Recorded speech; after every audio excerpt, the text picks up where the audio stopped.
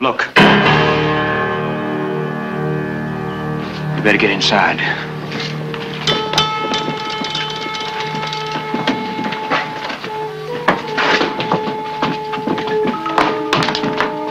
He's just sitting out there on that ridge like a vulture. Well, we'll just sit right here and outwait him. I'll see if I can find something to eat.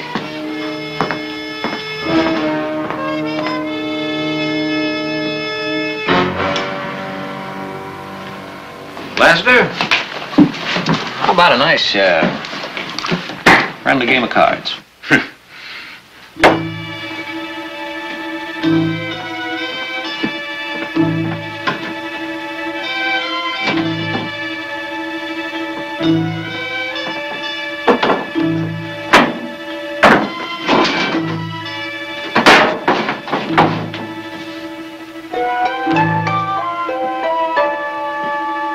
I found this.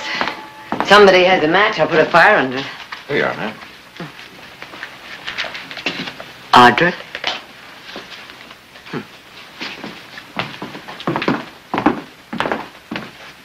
You can bet your bottom dollar that leak in the water keg was no accident. What about that pebble that lamed our lead horse? Well, you're all talking kind of crazy, like that fellow's some kind of a magician or something. Like he can be in all places at one time, like he knows every move we make.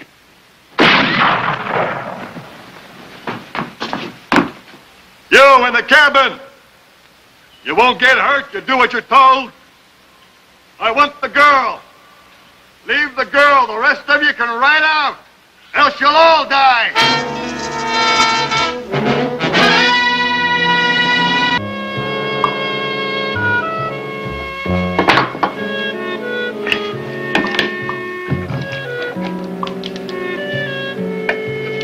Hungry?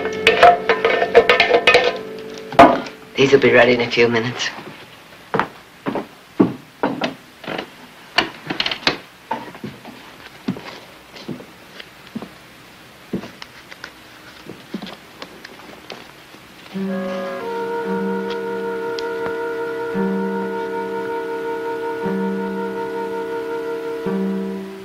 You recognize it? You've been shopping at Chef's ever since it opened, just before you left for High Ridge. Remember, you bought Nick a pair of silver spurs there because he stayed up 2 nights helping you fold Betsy. Nick is your brother, and you'll be seeing him soon, and you'll be seeing your other 2 brothers, Jared and he. Oh, Audra. Audra, I know what you've been through. It was a nightmare. But it's over now. It's all over. You can't shut your mind off forever. Audra, you are going to listen to me. I am going to make you remember. Now listen to me. Now, we'll start at the beginning. You were in the attic bedroom. 2 drunken cowboys broke into the house. And when they couldn't find what they wanted, they tortured the Millers. They used a knife on Elaine. Nothing could stop them. And then they killed them. Now face it! Face it! They killed them in cold blood. They would have killed you too, but they couldn't find you. But you're safe now. You're here with me and you're safe. And I won't let anybody hurt you. I'm going to take you home. Home to the family that loves you. Oh, God.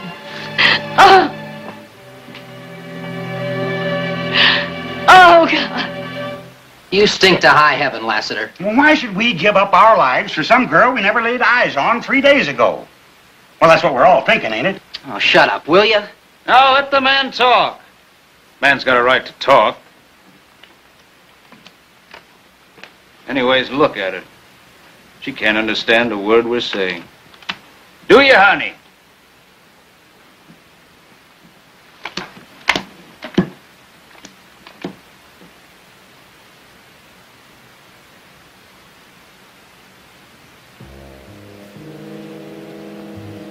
She don't know sun up from a high wind.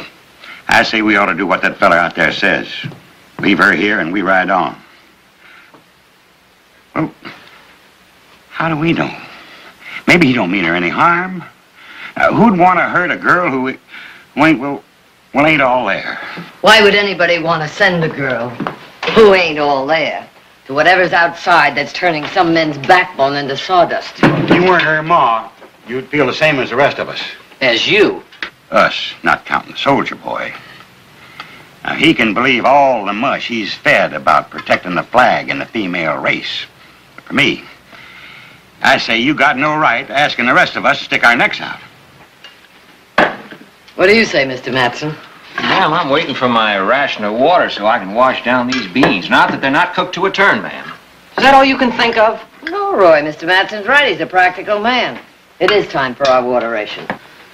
Well, the water barrel's still on the stage. There should be enough in that to go around. You were about to express an opinion, Mr. Matson. I'm wondering why this man took so much trouble to get this girl. It's plain as the nose on your face, ain't it?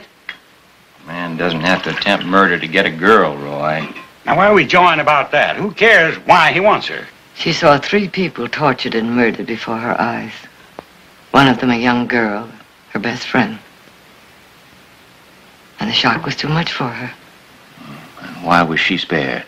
She was in the attic bedroom. And the killer didn't see her. And that's why he's coming here now to kill her so that she won't identify him. A skunk like that ain't fit to breathe the same air she does. I get a real joy killing a man like that. Well, you have your chance, Roy. He's waiting right out there on that ridge. I'm betting, Mrs. Barkley, that he's the one that's hounding us. You betting against it? Does it matter? No, it don't. I've been rooting in the rocks and the mud for 20 years. At last they get me a chance to come up her air, I ain't gonna let nothing stop me. He's only one man. Pretty good man. He's got our food, our water. You're 4 to 1. This is an easy place to defend. I'll take the first shift standing guard. And maybe tomorrow morning the horses will be rested and we can make Stockton by tomorrow night. Hold on, soldier boy. You might be needing this. 4 to 1, Lassiter. Looks like you lose.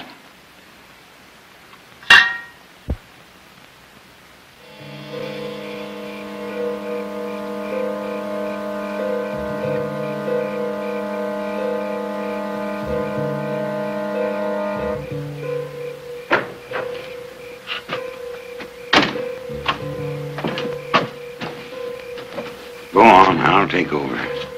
You ain't made a move. How do you know? That campfire could be just for show. He could be crawling down that hill at us right now. You think so? I don't know the man. I don't know what's on his mind. If you want me to stay out here with you, I will. No. One of us is enough, I guess. You sure? Yep. I said so, didn't I?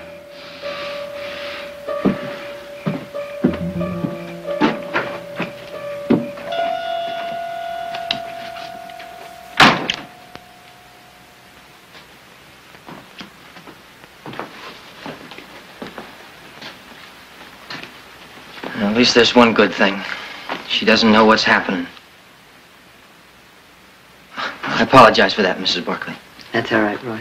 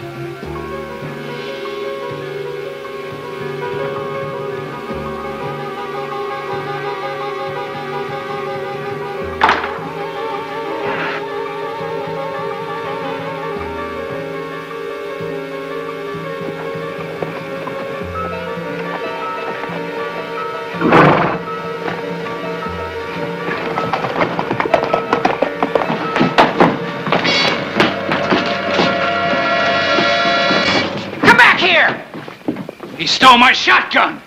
And a horse. All on account of her. She ain't worth nothing. She ought to be put away. Stop it, both of you. Did you hear what he said? Doesn't matter now.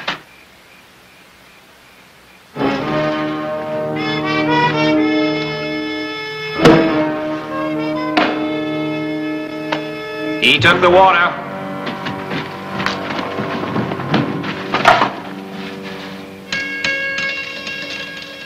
Whoever he is up there, he sure knows how to drive the pikers out of the game.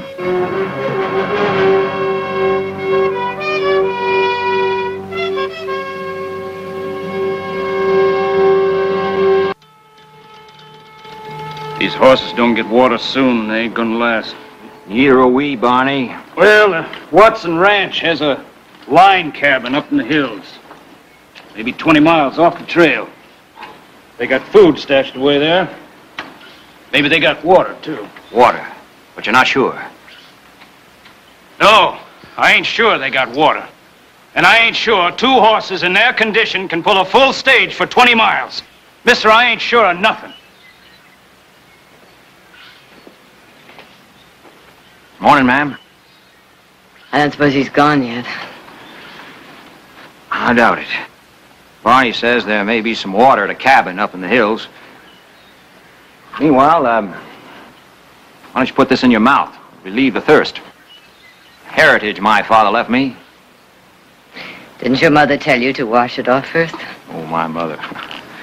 My mother wasn't around long enough to tell me anything. When my father lost his job at the woolen mills at Hartford, why, my mother couldn't stand the strain, so she ran off with a more affluent drummer. I was 10 years old at the time. And so at 10 years old, your opinion of women was born, hmm? And at 20 years old when I got married for the first time, and at 30 years old when I got married for the second time. And did they run off with affluent drummers, too? Well, frankly, ma'am, I just wiped it out of my mind why my marriages was such a disaster, but don't get me wrong, I don't blame any of them for their lack of character. It's a woman's nature. Well, maybe it was your lack of good judgment. Maybe. Roy, where's Audra? Well, I don't know. Well, I thought she was with you. No. Check the shack in the back. I'll check the stables. Audra! Audra!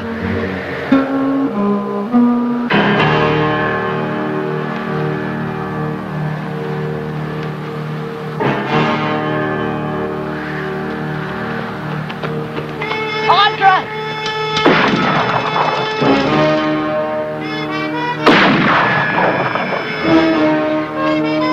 Please, listen to me. She can't hear. She can't talk. She doesn't remember anything that's happened. Listen to me. She can't testify against you. She can't identify you. Oh, please.